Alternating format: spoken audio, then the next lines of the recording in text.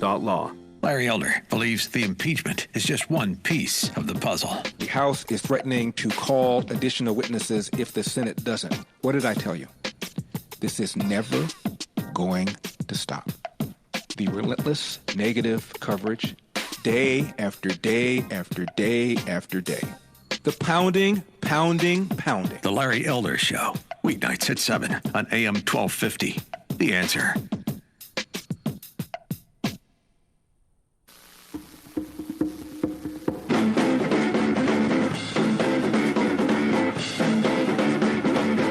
If the evidence is overwhelming, why do they need more evidence? Yeah, the last I looked, it's still going on. It is. I'm looking up at the monitor now. The Democrats are torturing everybody, saying the same things over and over again. Now, of course, if you work for CNN or MSNBC, you call this great oratory, and you're dazzled by it and all the other adjectives that all those idiots used to talk about speeches they.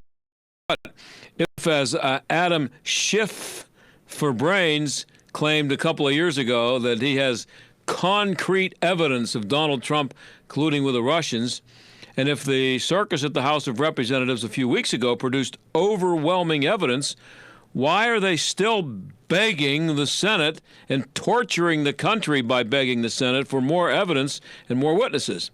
Well, that's all you're going to hear about impeachment here today. I'm doing that favor for you. It's just too stupid. But speaking of stupid, it is Friday, and you know what that means. And now, it's time for The Jerk of the Week, starring John Steigerwald. And I would like to thank our winner for this week for being so stupid that she prevented anybody involved with the trial in the Senate from winning, so we didn't have to hear from them. Although Adam Schiff for Brains got some consideration. Now, this week's winner is one of the dumbest, most clueless people ever to be elected to any office in the history of the United States.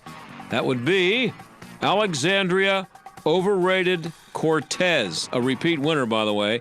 And listen to how impressed the audience is and how impressed the interviewer is, because you can tell because he's moaning through the whole thing. But here's your Windows R Us Jerk of the Week.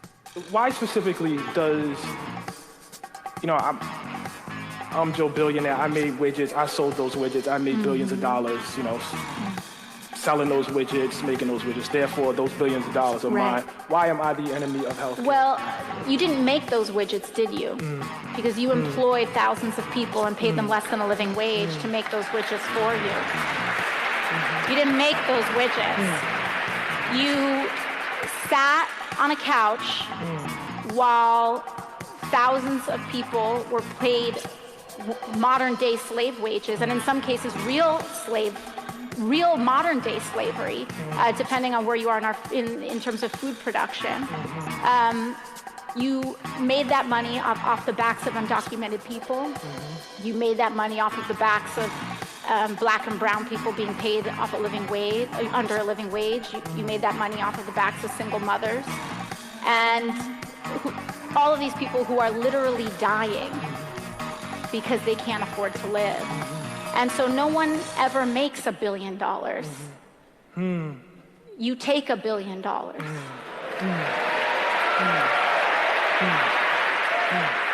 Was that interviewer nauseating enough for you? Was it the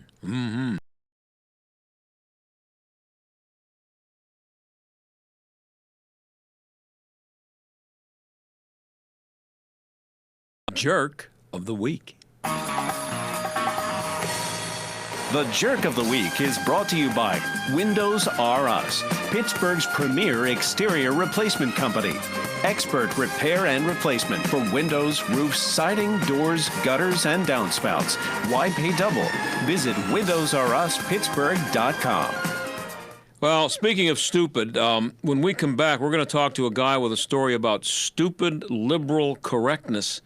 Thousands of teenage girls being raped. Nothing funny about it, obviously. You need to stick around for this.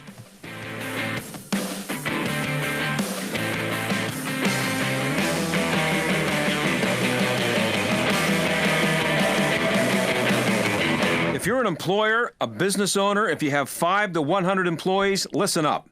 The cost of doing business continues to skyrocket, strangling your HR department with more regulations, administrative duties, and liability than ever.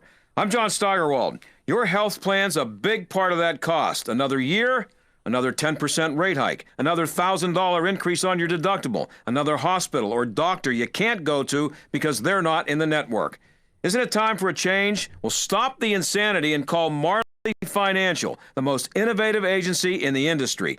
Put an end to the annual increase. Give your employees a national network that all hospitals accept and reduce your monthly premiums by 20 to 30%. It doesn't matter when your renewal is. Marley can help today. Call 724-884-1496. Marley Financial, 724-884-1496. 724-884-1496. They blow into town with the wind, rain, and hail. And out-of-town storm chasers going door to door, often posing as a local company offering a quick fix to desperate homeowners. If you've had damage to your roof, windows, siding, or gutters and downspouts, you may be eligible to get them replaced or repaired free of charge. Just be careful who you call. Visit WindowsRUsPittsburgh.com for a free inspection from one of their highly trained appraisers. With over 50 years in home remodeling, Windows R Us is the area's premier exterior replacement company for roofs, siding, gutters and downspouts, doors, and of course windows. If damage isn't your issue and you just want something new, you'll love their no-pressure approach, no hidden fees, and one of the fastest turnaround times in the industry. A company who will never skip town when it comes to honoring their warranty. Visit WindowsRUsPittsburgh.com. Mention STAG for an additional 10% off. Windows R Us, proud sponsor of the Jerk of the Week, heard every Friday on the John Steigerwald Show. WindowsRUsPittsburgh.com.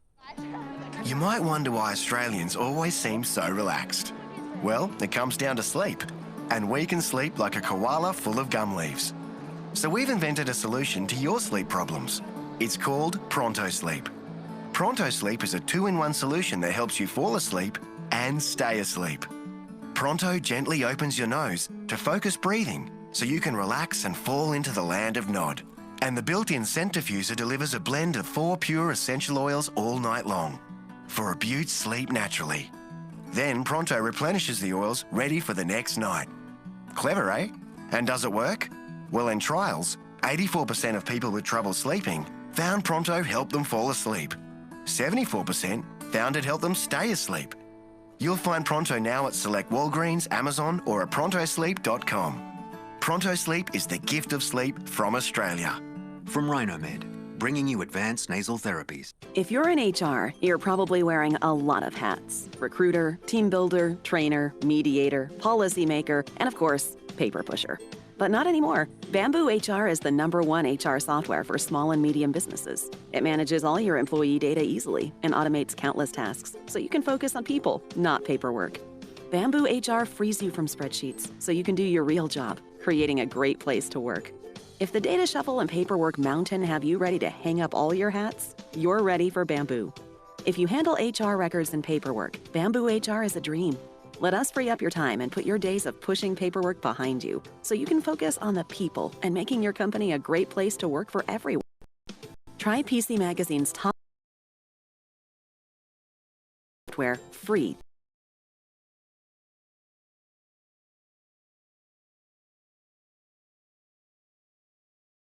.com/HR. That's bamboohr.com/HR.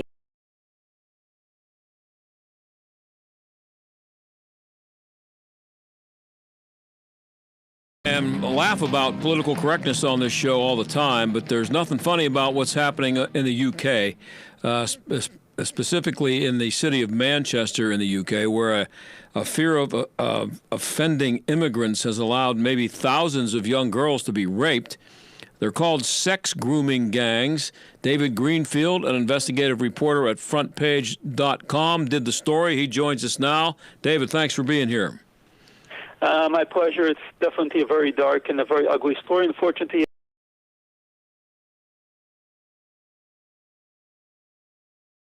this term all the time. It's not obviously, fortunately, it's not something that we hear about over here in the United States, at least yet.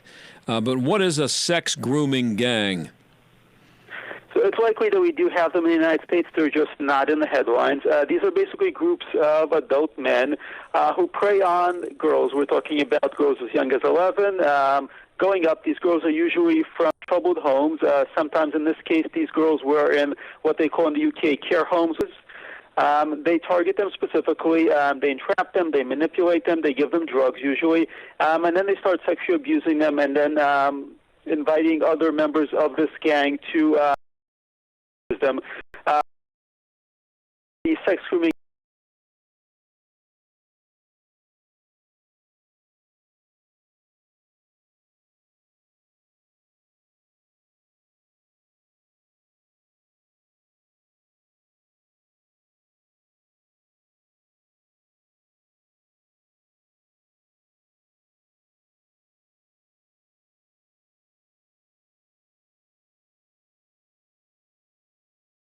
where they're really not able to make any kind of decisions, and they repeatedly abuse them and pass them around. Wow. And so what was Operation Augusta? So after the high-profile case in which a girl who had been abused in this way was actually died, the police went to Operation Augusta to follow up on this and actually track down some of these networks. Now, Operation Augusta was successful on paper, but in practice it was shut down because it was politically incorrect.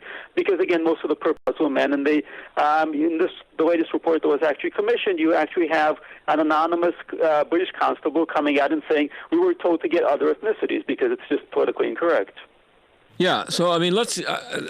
I read the story, so I know what you're talking about here. But for people who haven't read your piece at frontpagemag.com, it's be a little bit more specific about that. I mean, it's just the fact that they knew this was going on, and they knew that it's Pakistani Muslim men who come from a culture apparently that believes that rape is okay, that there's no such thing as getting a woman's consent. But instead of like rounding up as many of them as they could and deporting them, they are protecting them by referring to them as being of Asian heritage. They won't even say Pakistani or Muslim, correct? Yeah, that's what you get routinely in the UK. They refer to perpetrators who are Muslim as Asian. In the UK, everybody who is from anywhere in the Orient is Asian, but this is invariably referring to Muslims. So when they say Asians, they mean Pakistani Muslims. Those have really been pretty universal to people who are involved in this. And this we think there might have been hundreds of girls who were abused, but again, there is absolutely no way to know.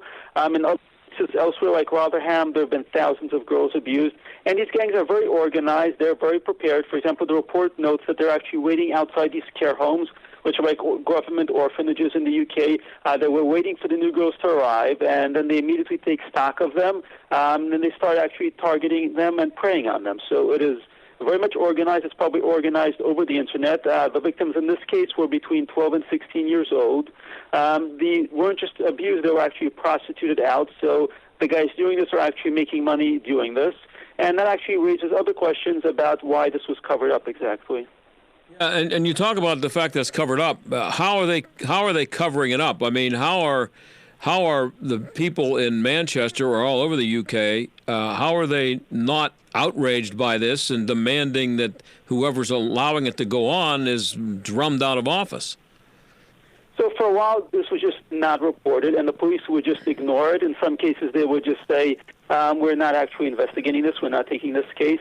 Then it actually got into the media. People were very outraged, and so the police and the political authorities had to make a show of actually investigating it. And this was Operation Augusta, where they made a show, and then, of course, it was all shut down. There was a meeting that was actually held with the city council in Manchester. Manchester has a lot of Muslims in city government. They held a meeting, and the notes from that meeting have been lost. But the upshot of the meeting was we're not going to investigate this any further. They withdrew all the resources, which meant the operation was shut down. And again, we've seen this happening in other British cities with other British investigations.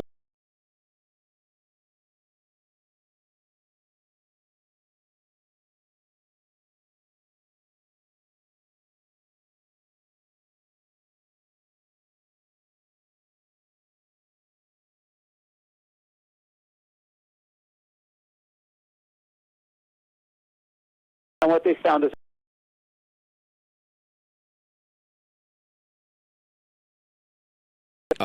cover up and uncovered a little bit?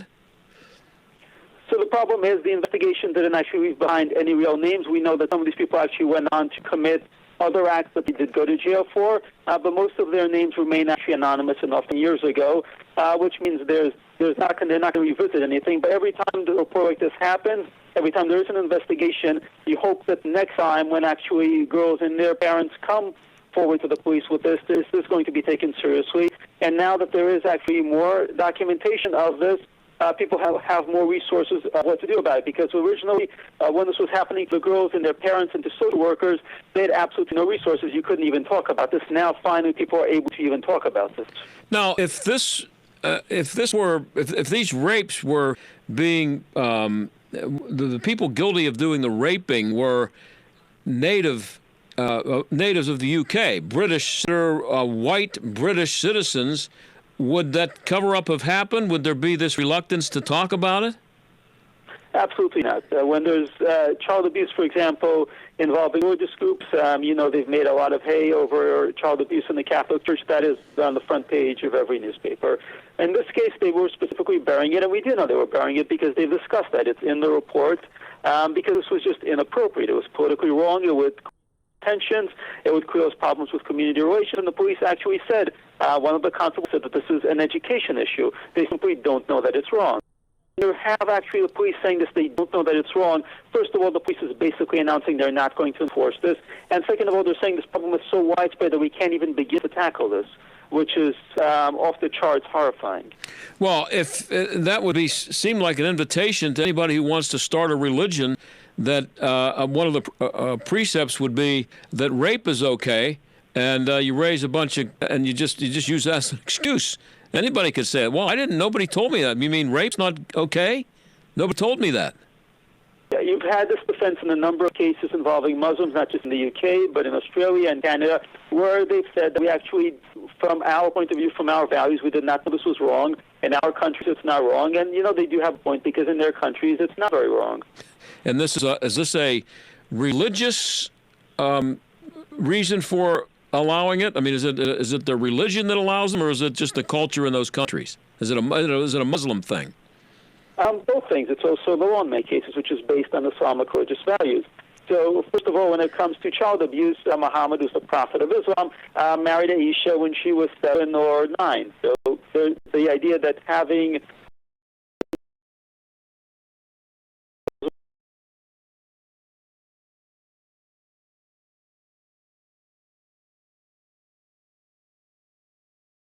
marriages there are actually with underage girls. So there's no sense that this is even a problem. And the entire idea that it's actually that you need a woman's consent to actually do anything with her is also a foreign one. The idea is you need the consent of her father, of her brothers, of her male guardian. If she's on her own, if she's unaccompanied, she's considered fair game. I saw, I'm just thinking as you're saying that, I saw a video on Twitter yesterday. I don't know how widespread it is, how viral it went or has been, but it's two Muslim women. They're wearing would appear, I guess, would be burqas. They're covered completely, and they're kneeling, and they are being beaten by their husbands with look like switches, straps, something that looked like it would hurt a lot if they hit you with it. And it went on for 3 or 4 minutes, them being beaten. The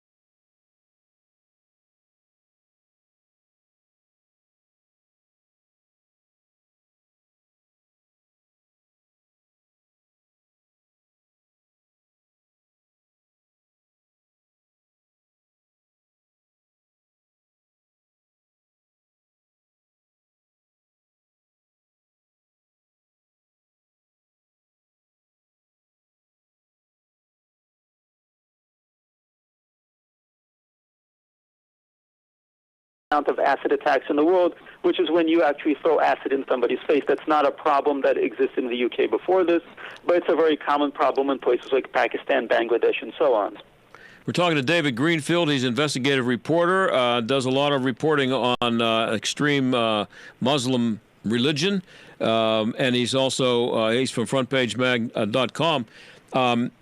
Again, I'm trying to get my head around this. If you are in a country where this is happening, how did it get to the point where someone in government wouldn't make the suggestion that, you know, maybe we ought to see what we can do about, you know, reducing the number of these people who come into our country because they're raping our girls, or on their way into the country. Maybe you explain to them, I know that this is okay where you come from, but if you're coming here, you can't do that. I mean, it doesn't seem like it's that complicated.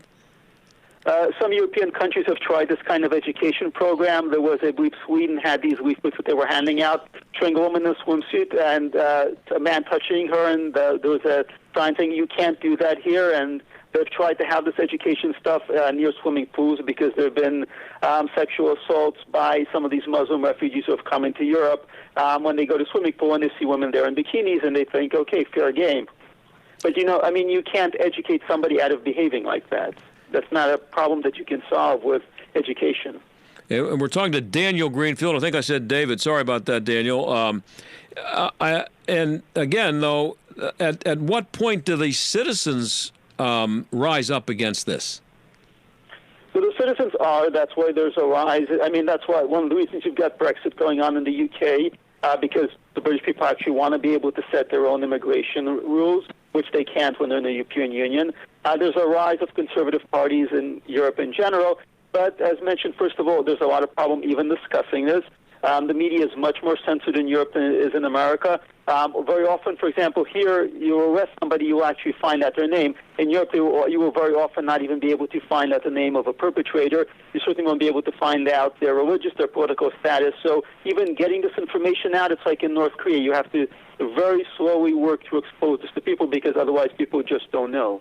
Now, are these, are there ghettos of these Pakistani men, or are they like evenly dispersed around the country? Or the city, anyway? Yeah, I mean, just like in the U.S., they've gone into a lot of Rust Belt areas, places like Manchester. They used to be industrial working class, and they kind of set up shop. Meanwhile, the local population is in many cases out of work, and they run low-end businesses, things like taxis, things like kebab shops. And in the process, they're taking advantage of these girls who are coming from broken homes because you've got drug abuse in these areas, you've got a lot of single parents, and at the same time...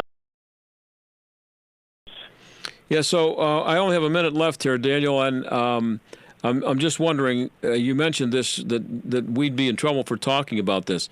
If you were a citizen of the UK, and I only have a minute left here against a hard break, but if you were a citizen of the UK, what would be the repercussions of you having written this story?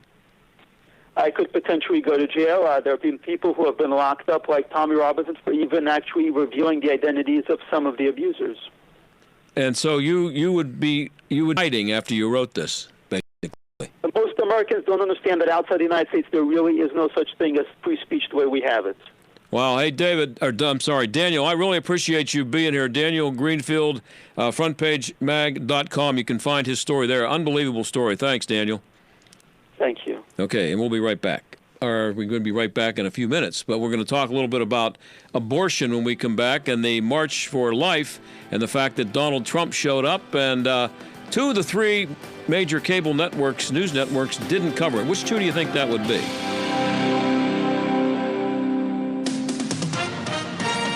With SRN News, I'm John Scott.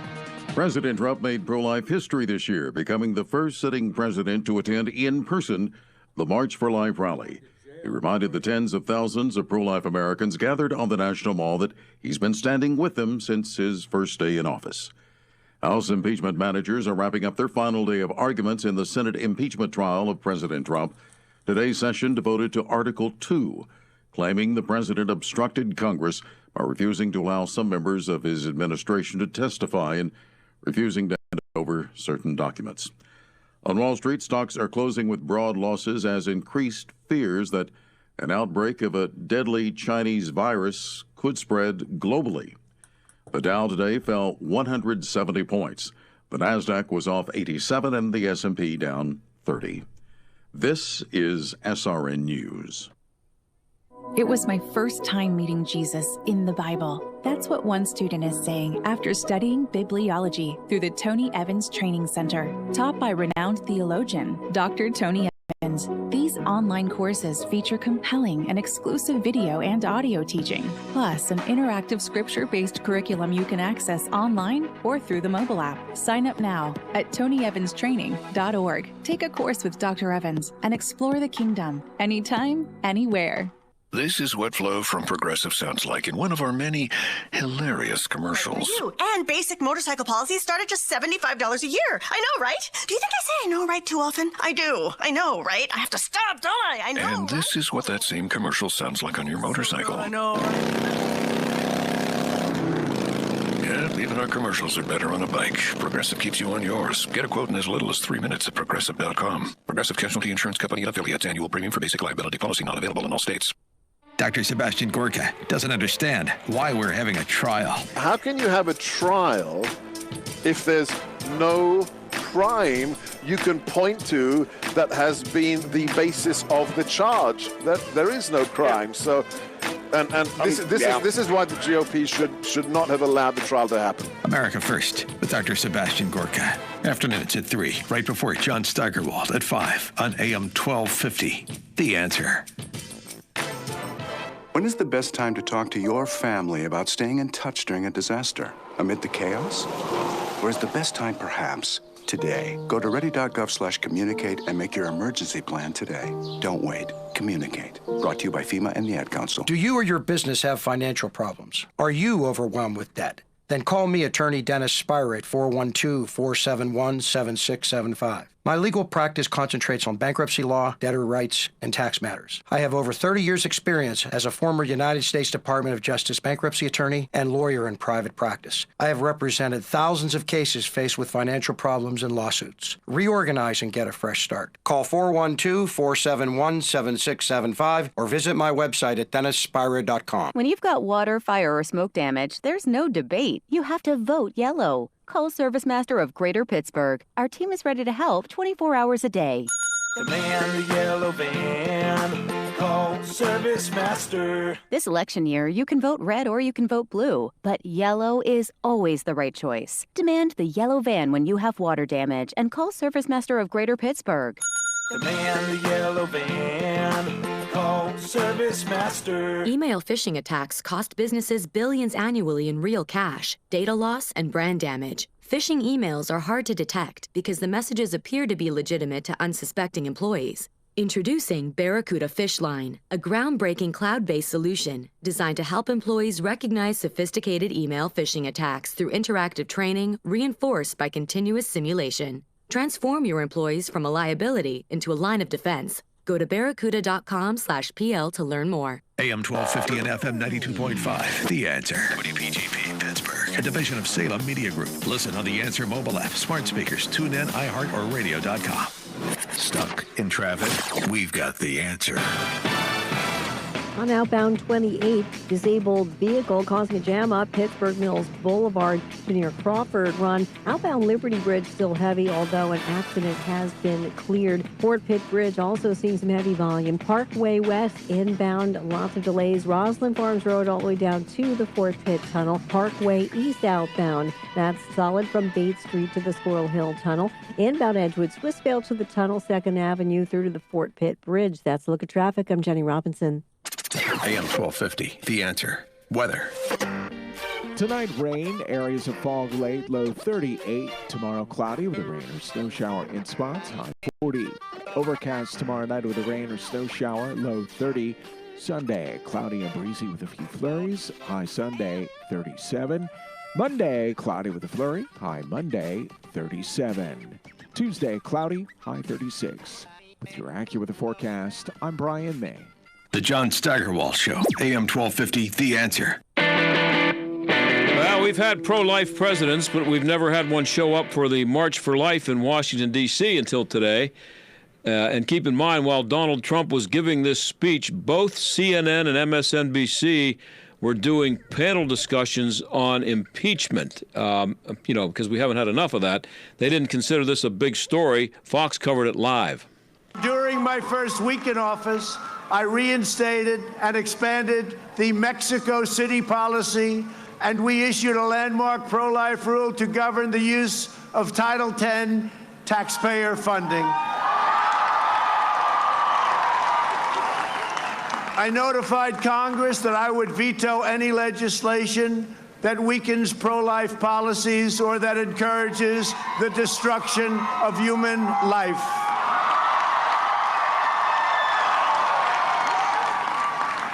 At the United Nations, I made clear that global bureaucrats have no business attacking the sovereignty of nations that protect innocent life. Unborn children have never had a stronger defender in the White House. And CNN actually did show up, or at least covered it after the fact. I think they showed a soundbite or two from the speech, but they didn't cover it live. And then this is what their reporter, Kristen Holmes, had to say. It's a little hard to hear in the beginning here because of the somebody on a PA system or loudspeaker kind of drowns her out. But listen to what she says.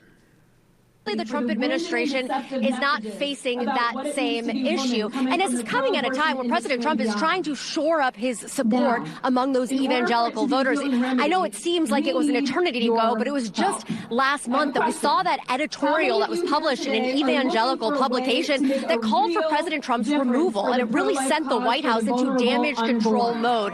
This is now being part of that damage control. We saw leaders, big name evangelicals coming out supporting President Trump. And the one other thing that I want to note here separately is what you mentioned. This is all happening in the middle of this impeachment trial. And that, of course, is very obvious why President Trump would want to speak here today. There are tens of thousands of people chanting 4 more years. He's standing in front of them, giving this speech, saying nothing at all about impeachment at a time where something very the Trump administration is not.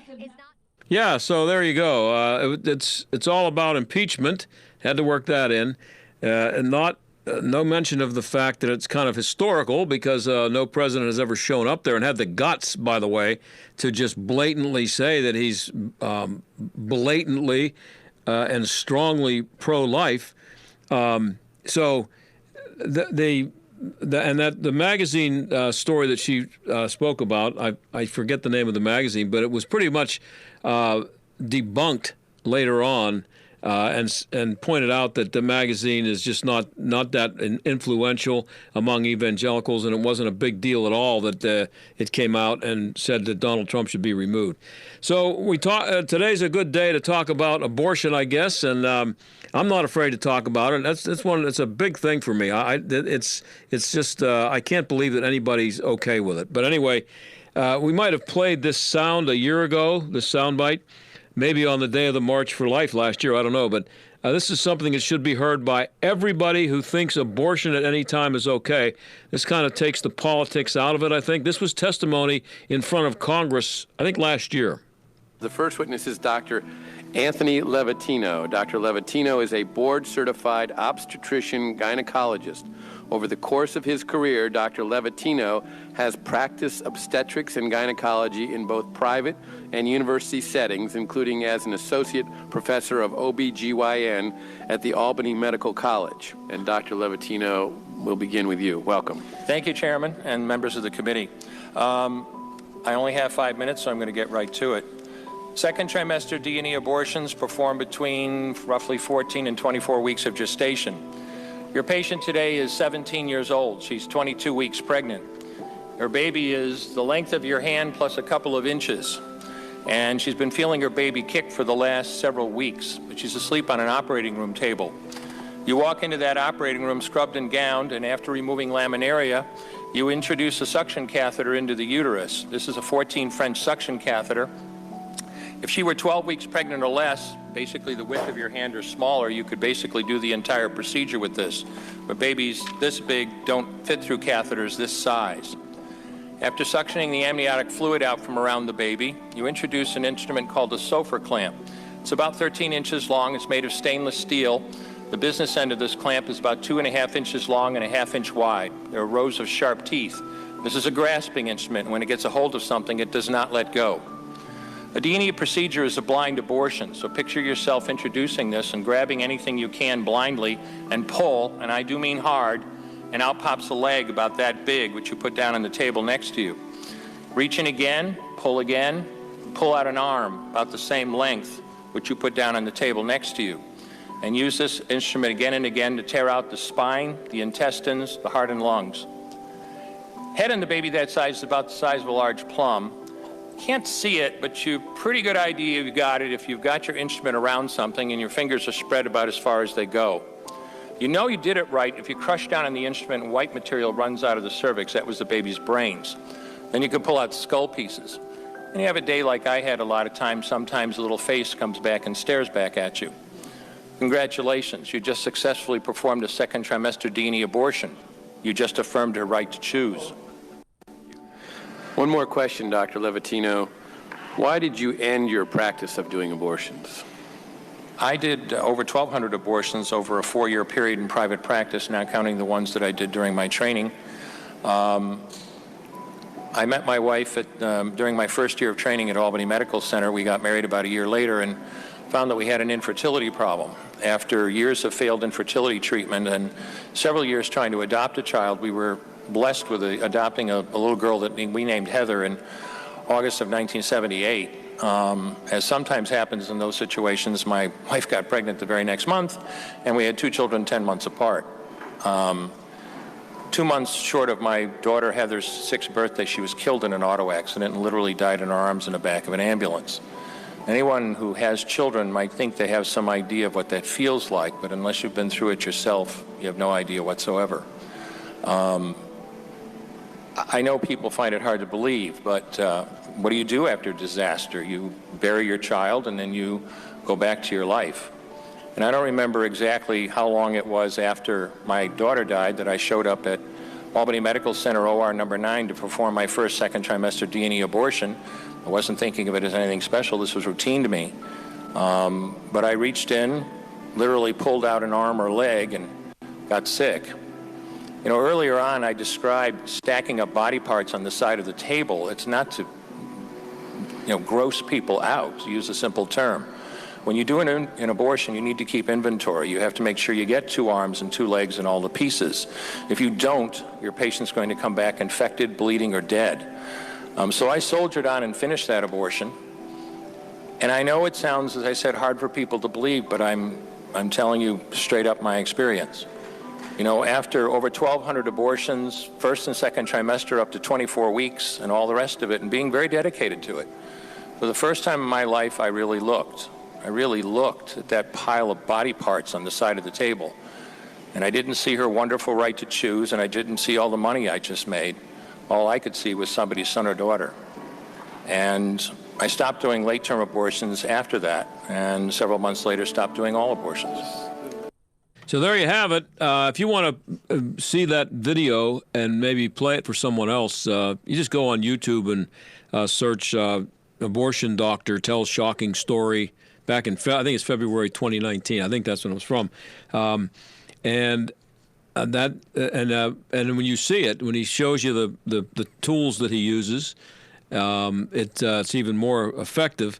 But again, I don't, you can talk about right to choose, but I mean, what else? I don't think I can add anything to what that guy just said. I'm trying to. It's a waste of time. You can't. There's nothing better than you can say about it.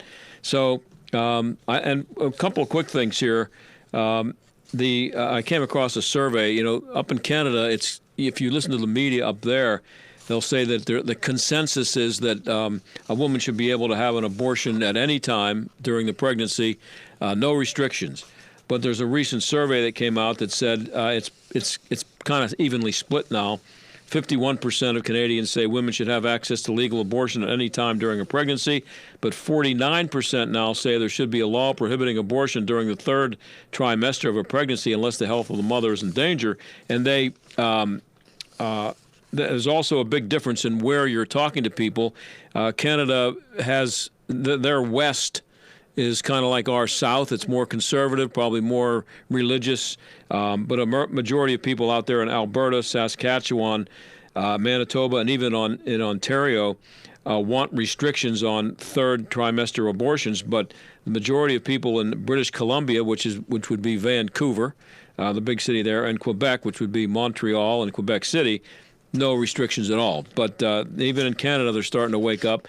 And the more technology more technology shows exactly what happens, and the more technology displays an ability to keep to make the baby viable earlier in the pregnancy, it's going to be a lot tougher for abortion fanatics, and there are a lot of those out there, but abortion supporters to support it. We're going to come back and talk about something a little bit, not nearly as bad as this, and but it's a Friday, so we're going to talk about some stupidity. Stay where you are.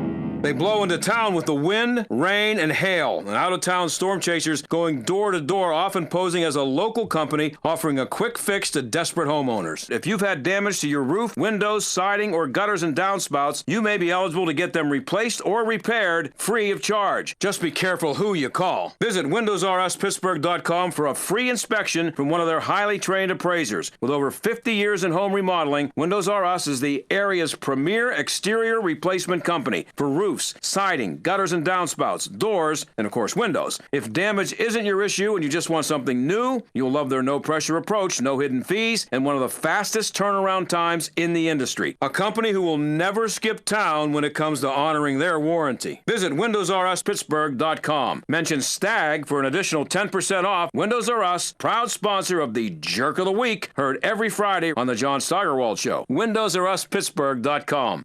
Hi, this is Rhett Rasmussen of BestHotGrill.com.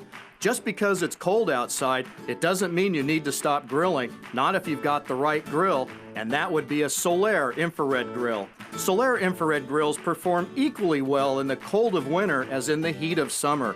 Just like you feel warm from the sun when you step out of the shadows, the Solaire infrared burners heat your food directly, not the air around the food like conventional grills do. The intense heat also results in the juiciest food you will ever taste from a grill, gas, charcoal, or otherwise. To get the great taste, it's all about the heat.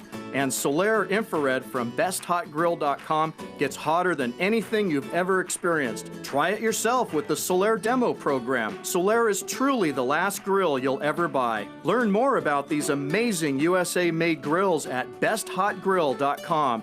That's BestHotGrill.com, BestHotGrill.com. She's such a beautiful little puppy. I mean, we walk around the block and neighbors always say, her hair is so beautiful. Healthy and shiny and glossy. DINOVITE.com. Fatty acids, omega-3s, and omega-6s are great for healthy skin and soft, shiny coats. I would really recommend people starting their puppies on Dinovite before they get into what I would call the misery index. Bad skin, bad ears, bad breath. Because if they're getting all their vitamins, micronutrients, microbials from the beginning, then you're not going to run into the problems associated with the allergies, grass, pollen, dust, dirt, fleas, ticks, you name it. And the itching and shedding down the road. Our vitamins and enzymes replace the nutrients cooked out of most commercial dog foods. Dinovite for life. This is Ed Lukasevic. And Cindy Lukasevic. Inviting you and your pets to Dinovite. 859-428-1000. DINOVITE.com. Are you hiring? Do you know where to post your job to find the best candidates? Posting your job in one place isn't enough to find quality candidates. If you want to find the perfect hire, you need to post your job on all the top job sites. And now you can. With ZipRecruiter.com, you can post your job to 100-plus job sites, including social media networks like Facebook and Twitter, all with a single click. Find candidates in any city or industry nationwide. Just post once and watch your qualified candidates roll in to ZipRecruiter's easy-to-use interface. No juggling emails or calls to your office. Quickly screen candidates, rate them, and hire the right person fast. Find out today why ZipRecruiter has been used by over 400,000 businesses. And right now, Listeners can try ZipRecruiter for free by going to ZipRecruiter.com/America. That's ZipRecruiter.com/America. One more time. To try it for free, go to ZipRecruiter.com/America. This is the John Steigerwald Show on AM 1250. The Answer. So we have a few minutes left, about 5 minutes or so, and it's Friday, and we're not the least bit shy about talking about stupidity here. And some of some of the stupidity that we see comes from consistent places. Seems like the same places all the time. College campuses. That's where, I don't know why, it's supposed to be where, they're institutions of higher learning. And a lot of it is the same stuff, but it never gets old for me because of the stupidity of it. But just imagine, and I like to put it this way, let's just imagine that you had been in a coma. I don't know, you're a guy. You've been in a coma for, we don't have to go back that far, 5 years you've been in a coma, maybe even less than that. And you wake up today and you're normal and you're in the hospital, and or you go home and you go out somewhere to eat, to a restaurant, or I don't know, you go to a college campus, and you walk in. You need to take a trip to the men's room to do what you do in a men's room, and you walk in and you see feminine hygiene products for sale or available there, and vending machines or however they dispense them. I don't know. I wouldn't know, but that's what you see in the men's room. Well, Oregon State University, you would think when you walked in the ladies' room, whoa, my God, you turn around and go, oh, I hope nobody saw me. I'm in the wrong room. And then you'd realize that you were in the men's room, and they do have feminine hygiene products there. And if you did that, you might be at Oregon State University. And it's with the increasing number of homelessness and poverty in Corvallis, we will be able to alleviate students' budget. They don't know how to write, whoever wrote this, to other things such as food, groceries, books, gas, etc. This is coming from Associated Students of Oregon State University Queer Affairs Coordinator Julian Chu. And she's at Oregon State. She ought to worry more about learning how to write than where they're putting the machines. This is what it says. With the increasing numbers of homelessness and poverty in Corvallis, that's Oregon, this will be able to alleviate students' budgets to other things. You don't alleviate things to other things. It's the wrong word. Allocate maybe to other things such as food, groceries, book, gas, rent, etc. We are adding these resources to all bathrooms, as not all students who menstruate are female identified. Again, we're back to men menstruate now. Some might identify as LBGTQIA+. I don't. They keep adding letters all the time. Male, other, etc. Those students may not be comfortable entering a specific bathroom if we provided these resources only in a specific bathroom, and would exclude them from receiving these resources. First step for the feminine hygiene products, the bathrooms at the Memorial Union and Student Experience Center. This is according to the Daily Barometer. That's a campus newspaper there. The initiative was proposed by ASOSU. The leader of the initiative was the woman. Oh, wait a minute. It's spelled, sorry. I think you're still supposed to pronounce it women's, but it's WOMXN''S, the Women's Affairs Coordinator at ASOSU, Eve Selby. However, due to other priorities, Selby was unable to continue leading the initiative. The initiative is now being led by Chu, the woman who can't write. Kylie Bonish, vice president of ASOSU, said, as someone who menstruates, having access to free products for a normal bodily function will alleviate stress in situations where I may not have a certain product on me and am in need. Products for other normal bodily functions are free in our everyday life, such as toilet paper, tissues, etc. Access to products is not a privilege, it's a right. So tampons are now, get Bernie Sanders, a human right, okay? Chu chimed in. The MU and SEC were the first ones to start this. I don't know what those. I don't know. Is that the Southeast Conference? I don't know what they are. The MU. Anyway, we're the first ones to start this, and we hope for the other buildings as well to find a way to provide these services for free, as some locations have limited budgets to do it. I don't think anybody has a problem with them being free. There might be some people who are on a college campus who are over the age of 12 who might be wondering if it makes sense to have female hygiene products in the men's room. It just I don't know. It seems like something you wouldn't have to explain to anybody. But apparently, if you're listening to our last guest, if we talked about this on the radio in the UK, we'd be going to jail for making fun of it.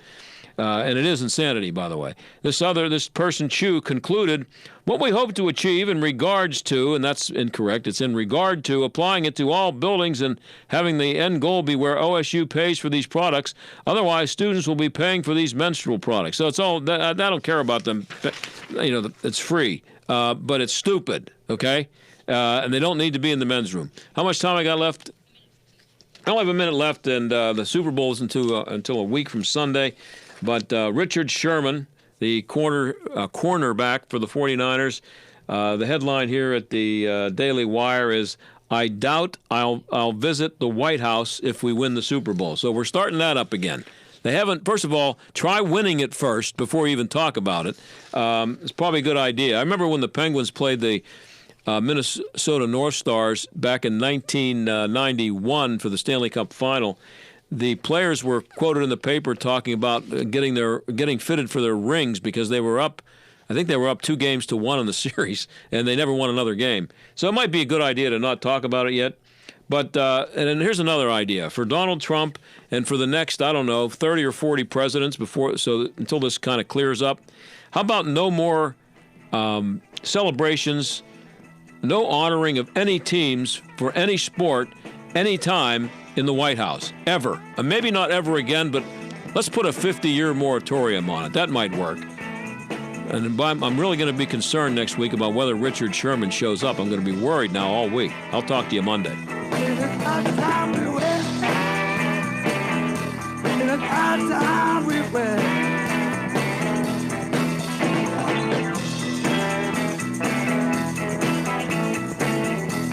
The John Steigerwald Show is a production of AM 1250 The Answer and Salem Media Group. When you've got water, fire, or smoke damage, there's no debate. You have to vote yellow.